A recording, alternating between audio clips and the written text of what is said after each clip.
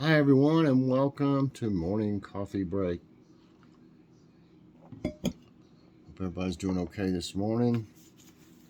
Today is Thursday, May 12th. I worked in the garden yesterday again. Still sore, but the other two beds won't be that bad because I don't have to dig down. I have to dig down, but it's soft. This one here is, ground dirt, I guess you call it, and I put, soil on top of it. But it's clay. When you get down about 6 inches or so, it's clay, and that's hard to dig in. I broke my little shovel yesterday because there's rocks down there too. I was trying to get a rock out, it broke the handle right off. I got this other thing, I forget what it's called. It's got like a blade on one edge. It's got a little bit of a kind of a shovel-like, but it's real narrow, more like a knife, and it doesn't work as good for digging like that, but that's what I used. I'll probably have to get me another one. Anyway, it's currently at 64 degrees. High today's 82. Chance of rain 0. Humidity's 57%. No wind. And air quality's 40. That's good. And, we saw our resident groundhog. It must have took off for the winter. I don't know unless it's a different one. And so we got another groundhog out there, out front, where that big bush is. And this morning, I had opened the window in the bathroom for Kitty because she was wanting to get up in there and look around. I noticed her looking at something up on the hill. Not this hill, but over that way. And I thought it was a squirrel, but it's a baby groundhog. I hate to say it, but they're cute. So I don't know I hope they don't cause any damage to my garden. I had trouble with one last year. The one that was here I called Bob. I had some of those little trellises from Dollar Tree around the middle one because that's where the carrots were, and they love the carrots. And it had got its head stuck in that, eating on those carrot tops. And I yelled at it, and it got out of it, but its head was stuck in there for a minute. And it took off, but I just hope they don't damage. The chipmunks will eat stuff. They're a little sneaky, but the groundhog can eat a lot. A lot of stuff. And I'm wanting to plant carrots. Every time I plant carrots, they get eaten. So I hope that doesn't happen this year. Okay, and by the way, I did a short of my garden progress update yesterday, day 2. I got this whole first one here I call Garden of Hope. The middle one's the Garden of Faith, and the newest one is the Garden of Charity. But I try to get this one first, Garden of Hope. I got it done. I put bell peppers, let's see, the red, yellow, green, and one that was called candy something that I got at Evergreen. You'll see it in the short. So check out the short from the garden progress yesterday. And I got, celery in there and banana peppers too. I was hoping to get some okra in there, but I think I'm going to put it in with the zucchini because it grows real tall. Okay. Today, there'll be like an instructional video, I guess, of me transplanting tomatoes into a fabric pot. Or I did 2, but I only did 1 on the video, and then I did the other one after the video. So check that out.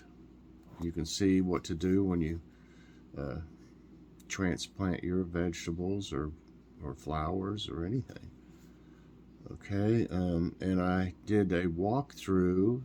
We went to Evergreen Garden Center, and I did a walkthrough there. This time, luckily, they didn't have music blaring. Last year when we went and I did the walkthrough, there was music, and I had to put, music to it. So, I like to be able to talk during it, and I'm sure y'all like that better too. You can hear Joy and I bickering back and forth and stuff. No, we weren't.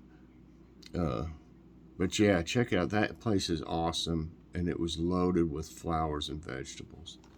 It's a really cool place. It's really warm in there, though. It's a greenhouse, It was really warm in there. I think you'll hear Joy say something about that. She was getting warm. Okay, yeah, check that out. That's a good one. That's where we get our plants if I have to buy any. And it was like I got on Tuesdays there. They have Senior Day, and yes, we're seniors, so we got 15% off, which helped because stuff is higher. And then, but the problem was, after we got checked out, paid and everything. When I got out to the car, well, I didn't look at the receipt. Actually, I should have looked at it before we took off. I was looking at the receipt when we left on the way home, and I noticed she charged me for 6 of the more expensive ones, and I only had 5 of them. The ones that were, not just one in a container instead of like 3 or 4 in there. They were like, I don't know, $3.49 or something like that, $3.19, I think. And then you were supposed to get the discount, but she charged me for 6 of them. And I said, well, what was the use of us getting our discount if we ended up getting charged for an extra one? And, that makes me mad. It's not even how much it is. It's just that they didn't pay any attention. I mean, it was easy to see. I had them in one of the trays like I've got out there. It was easy to see them. Count 1, 2, 3, 4, 5. Instead of just going, 6. So I said, let's go back, turn around. And we went back, and I took my tray back in, and the receipt, of course, and our card. And luckily there was a manager, because there was a long line. I mean, the line, you can probably see it in the video. The line was all the way back through the greenhouse to check out, because, the seniors definitely take advantage of that. And there was other, younger people there too buying stuff. But the parking lot was full. And so I told him, I said, I showed him my receipt, and I said, this is what happened. And he said, I'll take care of that with you right now. He didn't say anything to her. If he was going to say something to her, he probably would, privately, which is a good boss would not make somebody feel bad in front of a bunch of people. But, he told her, this is what happened. You need to give him a refund. So I didn't have to wait through the line. I thought I was going to have to go back and wait through that line. And luckily, since I saw him, I didn't have to. And they were nice about it. She didn't apologize at all. If I was the one that was the cashier and that happened to me, I'd say, I'm so sorry. I guess I just missed that. Here's your refund. She didn't say a word. Whatever, At least I got it, so I got the credit put back on my card. Always stand up for yourself. The only thing is, the way gas is, if it was like something at Dollar Tree, which has happened lots of times, look at your receipts at Dollar Tree, is all I can say. Before you leave the parking lot, look at your receipts. Because they're like, next thing you know, hey, what? I got charged for 4 of them. I got 2 or whatever, So you don't want to leave because of gas. I mean, in our car, it wasn't that bad because we weren't real far away, and our car gets good gas mileage. But yeah, go back. I mean, go back in and check. I should have checked it before we even left out of our parking space. But I figured it was so simple to see everything, I didn't think it was a problem. So, but check before you leave, even before you, if you can, even before you leave the store. I need to take my own advice. I didn't do it. I was excited about getting my little plants and stuff. But that's no excuse either. You know, I should have done it. You know, and it made me reminded me that I need to do it. So anyway, I could go on and on. Last night I didn't take a picture of it. I was so tired. I didn't even. Well, I wasn't going to make a short of it because I'd had several of we had fish, crab cakes, fries, and slaw, and I'd made 3 or 4 of them. So I didn't make a short, so I didn't think to take a picture. It was good though. I was real hungry. I worked from 5 till like 7:30 out there on what was left. I kind of took my time so I wouldn't be feeling as bad. Tonight I've got some ground chicken in there, and I think that Joy said I know she said she wanted spaghetti. I mentioned several things that I could make with it: meatloaf, spaghetti, chili, whatever. But I think she wants spaghetti and salad. We got a salad we need to use. We still got some from that Olive Garden, but I don't know. I'll have to look at it. It's in the plastic thing. It looks good from just looking at it, but you need to open it and see if it's still good. That shows how fresh their salads are. And I'll fix some garlic bread, or either we got some frozen, like Texas toast stuff or something like that. Okay, let's do today's tidbits. I don't have my other glasses in here. I'll use these if I can see through them. They'll probably.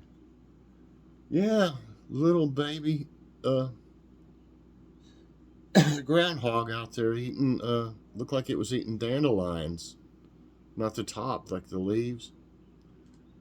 It's probably tail and all, about 6-8 inches long, maybe. So we got a new member. Bob's got a family. Okay. So today's tidbits. Homeowners, beware of scammers in spring and summer. Yes, I could talk about this also. I've seen them around. The warm weather months bring out more home improvement scammers who will take your money but do improper work or no work at all. To be safe, firstly, demand contractors' licenses.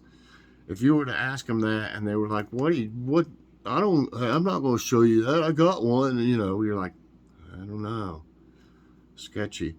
Don't share your personal or financial details with them. Try to get a written contract for the work. You can also request references from prospective contractors. Yeah, if they wouldn't give you a receipt or a